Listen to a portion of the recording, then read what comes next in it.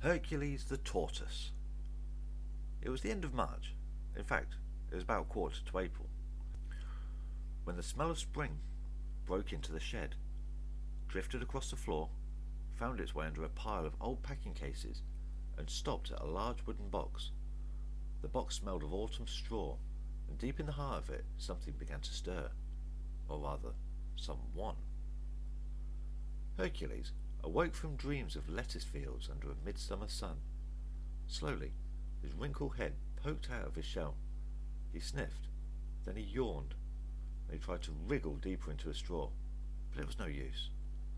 Spring again, he thought, without a doubt, and he tried to get his head around so that he could see his shell, because tortoises have rings on their shells and grow one for every year. Yes, there it was, the new ring, and Hercules felt ready to face the outside world. He didn't have to wait long before the lid of the box was opened. A large pair of hands lifted him out and put him in the garden. Hercules' garden was wide and consisted mostly of lawns, on which a few tasty dandelion leaves were always to be found. There were roses and lupines in the flower bed, a good feed if he was ever allowed to get at them, and at the far end of the garden was the winter shed and the compost heap. What lay beyond them he did not know.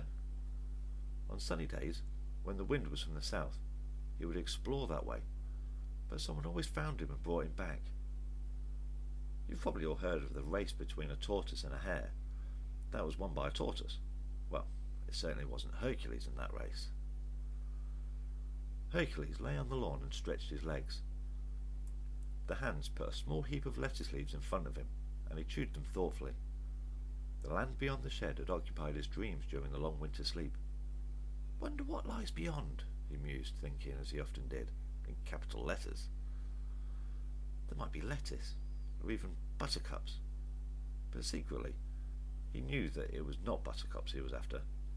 He really wanted to travel beyond the shed to see what lay on the other side. He didn't think of it as escaping from the garden, but the people did when they found him gone from the lawn. They looked high and low in his usual sleeping places, and in his wooden house in the rock garden, and Hercules was nowhere to be seen. In fact, he was behind the shed, scratching away at the earth with his powerful forefeet, until he was able to scrape under the wire fence. The wind was from the south, and Hercules felt the wanderlust of all tortoises in his blood. He swished through the long grass, and soon the garden was empty. "Well, that's done it," said Hercules to himself, as he plodded on beyond the garden. "I'm out in the world." All right, said someone. "Don't walk all over me, you great tank. What sort of snail are you, anyway?" Hercules looked down. There, sitting on a leaf, was a large yellow snail. "I'm extremely sorry," Hercules mumbled. "I'm a tortoise. Do apologise." "Oh, I'm Pod," said the snail. That's a nice house you've got on your back there. Very nice. I like it. Yes, I really think I do. I haven't seen you before." "I'm from the garden," said Hercules, "but I've come to explore." "Oh? Well, I don't get around much. I've only got one leg, you see," said Pod. "Just the one, I really have. And a house to carry is rather sad." "Oh dear. If you climb on my back, I'll give you a lift," said Hercules. And Pod slid off the leaf and took up position on the top of Hercules' shell. "Why do you use so many capital letters?" Pod asked as they moved on. "All tortoises do," said Hercules. "Traditional, you know." As Hercules swished through the grass, Pod told him about the world. There was the garden and the field, and somewhere in the field was a pond, and that was all of it. "There's no more, leastways not that I've heard," he said. "And there are frogs in the pond and snakes in the grass," Pod went on, adding with a shiver, "particularly one nasty adder." He brightened up. "But also bees in the pollen, and sometimes pigs in the clover." Clover made Hercules feel hungry, and they stopped by a large clump of it for a meal. It was nearly midday. "If you want to know a bit more about the world, you ought to go and see old Mother Greengrown," said Pod with his mouth full. "She lives by the pond in the middle of the field. She's very old, knows everything worth knowing anyway." "How far away's the pond?" asked Hercules. Pod looked blank. "Oh, some way that way," he said. Distances don't mean much to me, I'm afraid. Bees whizzed by like tiny aeroplanes as Hercules trundled on in search of the pond and Old Mother Greengrown. But a little way behind them, a long sleek shape slid through the grass with hardly a sound. Its back was zigzagged with yellow and black, and its little cruel eyes were fastened hungrily on the retreating tortoise. It was the adder. Hercules and Pod reached the pond just as the sun was setting. They stood on the bank and peered down into the deep water. Passing ducks saw them and hastily paddled off. "I have some relatives here," said Pod conversationally. "Water snails, you know." "Does Old Mother Greengrown live here?" asked Hercules. "Around the other side," said Pod.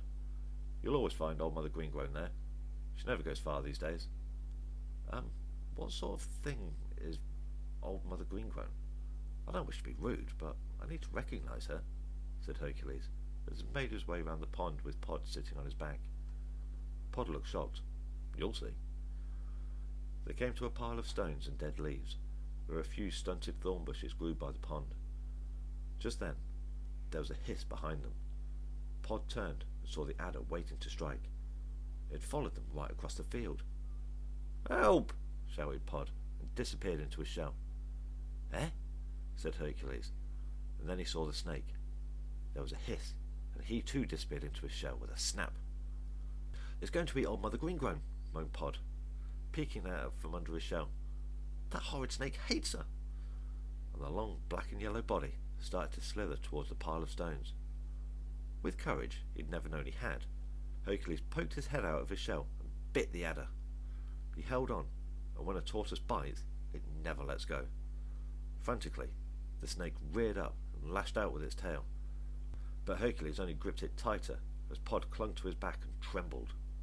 At last the snake lay still, and Hercules unfastened his aching jaws, then realised he was being watched. Small animal heads were peering from behind every stone and bush, and many eyes twinkled in the dusk. A larger shadow detached itself from the rock. It was Old Mother Greengrown, the toad.